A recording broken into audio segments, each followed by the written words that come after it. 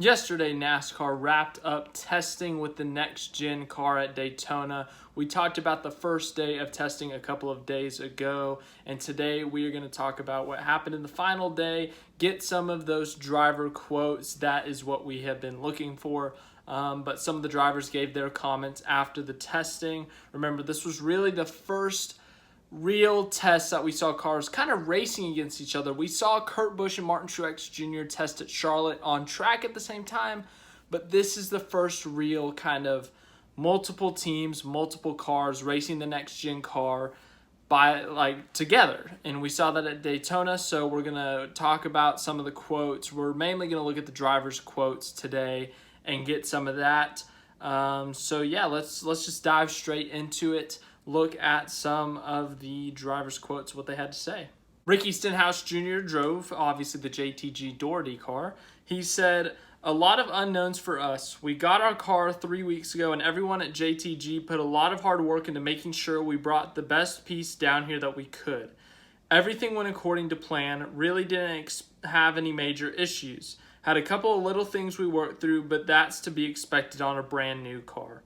Mine drove okay. Some seemed to be dancing around a little bit loose, but all in all, ours drove really good and really felt comfortable. Just trying to figure out how we're going to make better racing, making sure that we can pass, get good runs, create good racing. I was really happy. I thought we all did a good job getting out there and working the lanes, working the bottom, top, pushing each other. Really tried to simulate as much as we could a real race, and everyone did a good job of that." Then, Denny Hamlin had to say, "We worked with some different packages to try to make the car suck up in draft. Obviously, our number one priority is to put on a great show when we come back.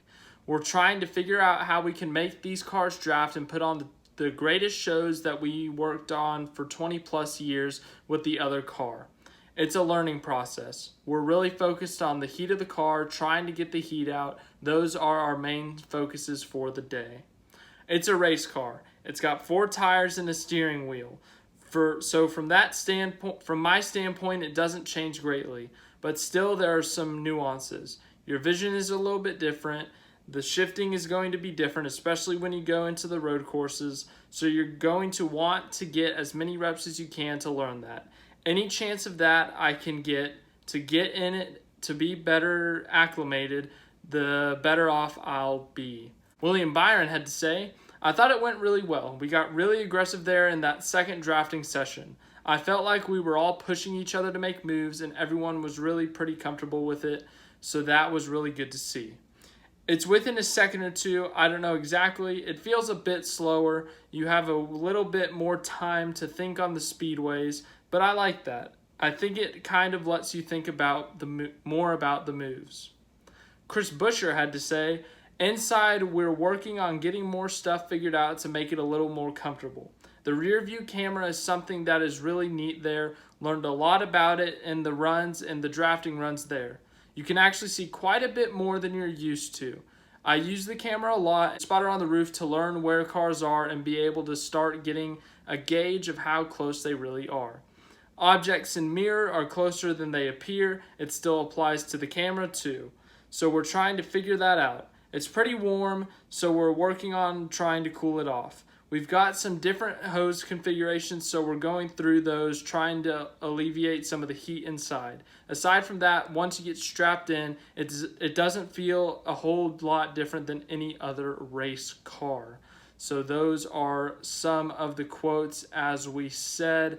But yeah, I think the main thing that was talked about there was the heat of the cars. That has been probably the biggest complaint I've heard about the next gen car. Obviously, stock cars, the racing stock cars run hot. You're trying to get as much speed out of the car, and you don't want to, use power towards towards like an air conditioning unit. It's not like your standard car that you get in and go to work or school every day in. So the cars are hot. It's over 100 degrees in the cars. Can get up to 150, 160 sometimes on a really hot day. So the drivers, it's hot in there. They're wearing a fire suit, which is a lot of layers and stuff. So it's already hot enough in the car, and it sounds like that they are struggling to get the interior of the car cooled down. The drivers are running hot. in February at the Daytona 500 in Florida, it shouldn't be too big of a problem. You know, the places they go early in the year are the warm places during the summer. That's why they put them in the winter or the fall or the early spring. That's why those races are where they are on the calendar. But once you get to the summer months, sometimes it does get hot no matter where you go, and that's going to be a problem when you go. You know, maybe they go back to Atlanta for a summer race. If you go to Atlanta for a 400-mile race, that's going to be very difficult for the drivers. They're in shape. They are hydrated. They do their best to get physically fit. But being in a race car for 3 or 4 hours when it is extremely hot, it's still difficult. So they're trying their best to cool the car off a bit. I think they tried a few different little things, but overall, it seems like that is the main focus right now. It sounds like the car is pretty safe. It sounds like, you know, there was those rumors that the car was not going to be race ready for 2022 because a test dummy died in a crash or something. Don't believe every rumor you read online, but, you know, it sounds like that the safety is starting to come along and stuff. The drivers sound like they're feeling safe in the car. But, yeah, obviously changing some of the rules packages, that was also discussed. Austin Dillon, he put out a tweet and he said, solid next-gen test. We made a package change for day 2 and it was good for the draft, taking the spoiler down a little bit and came off the horsepower. Handling-wise, still learning. The steering is a little quick. We didn't wreck any of these cars, which is good. We learned a lot. It sounds like, I think it was Stenhouse, maybe Busher also said that the car was a little bit, handling-wise, you know, was a little bit different. So it's going to take some adapting, I'm sure, to learn how the car handles, to learn how the car drives, not just at Daytona, Talladega, the super speedways, but for every track. It's a brand new car. It's going to be completely different than the Gen 6 that we are currently racing. So all these drivers are going to have to adapt. They're going to have to learn how these cars handle at each racetrack. And it sounds like they're getting that. They're getting some feedback from drivers. They're learning from the drivers, and the drivers are sharing their input, sharing their thoughts on this next-gen car, which is a good thing. But as I said, with the heat being a major thing, I think something else that we have been discussing for the past few years now is the package, the aero package, the engine package.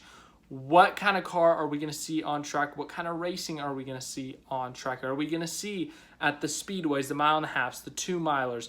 Are we going to see a 550 high downforce package? Are we going to go back to a higher horsepower, lower downforce package for the speedways? Or maybe are we going to do something like what we had in 2014 where it's a high horsepower and a high downforce? I don't know. They haven't been very specific on that. They said maybe a 650, I think is what they said for the speedways and stuff.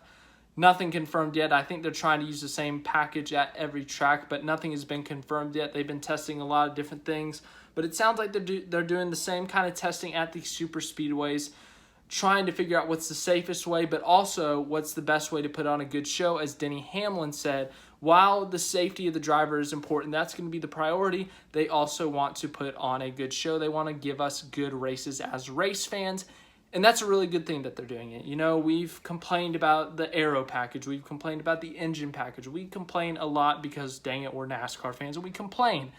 But the fact of the matter is that they are going to try their hardest to try to give us something entertaining, something fun that we enjoy to watch. They don't want us to be sitting there at the Daytona 500 watching everyone run the top line for 199 laps, and on lap 200, everyone goes for it and crashes, you know?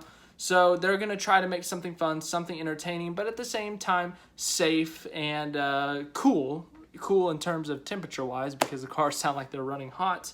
But overall, yeah, it sounds like that the heat is the biggest kind of topic right now in terms of the next-gen car. I think they can figure that out. They've got a lot of smart people building this race car.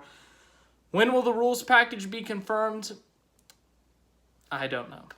By 2022. I know that much. But it'll be interesting to see the direction they head in, not just with the super speedways, but also with the other tracks, the short tracks, road courses, and even the speedways.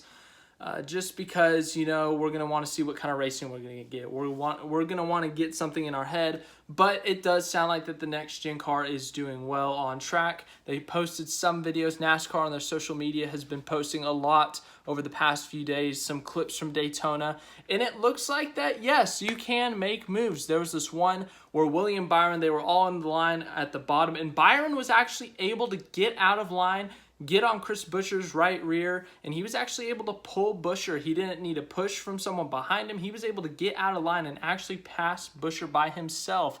He had to side draft a bit, but he was able to make that pass by himself without a drafting partner, without someone pushing him out on the back. So that was pretty neat. Yeah, but overall, it's too early to determine if this car is going to be the next great thing or if it's going to suck, you know?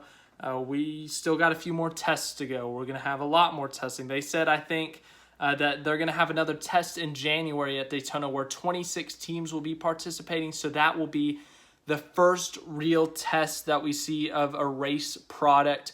We're going to see 26 cars potentially on the racetrack at the same time.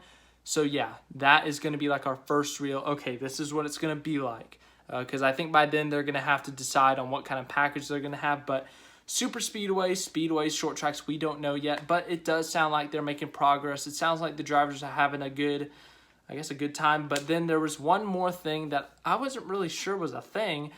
They're using rear view cameras. Yeah, like usually you got your rear view mirrors and the race car's kind of like right here, up here and stuff. You look at it and then you got your side mirrors. But I didn't know that they were going to use a rear view camera. It's not like, I don't think it's like, you know, like in a standard car, these newer cars, they got the rear view cameras, but it pops up on like a screen or something. I think it's like legit in the mirror up here. So that's pretty cool. That's pretty fancy. That'll be neat to see how that works. But at the same time, what if there's a malfunction? What if there's a glitch or something? What if someone rear ends you and it breaks the camera? How is that going to work? Can you replace this camera? Does it have like a backup camera that you can switch to and look out? Or are you just going to have to rely on those side mirrors if your main rear view camera breaks? So yeah, that'll be interesting to see how that works. But yeah, that's day 2 of next gen racing, next gen car, all that stuff. But we will get back on track tomorrow. I promise I will have a couple of videos being released with the championship cases. So yeah, we're going to get a couple tomorrow. I'll do one Saturday morning and then probably Sunday afternoon. And then I think that may be it. I can't remember where we are. I think we're on like 12. I could be wrong. I lost track. But anyways, I hope you have a great rest of your day. Have a great weekend. Rest of your week, too. I guess it's Thursday. I thought it was Friday for a second. Got excited there. But have a good rest of your week. Have a good race weekend. We got a NASCAR race on Saturday night at Richmond. That will be a fun one.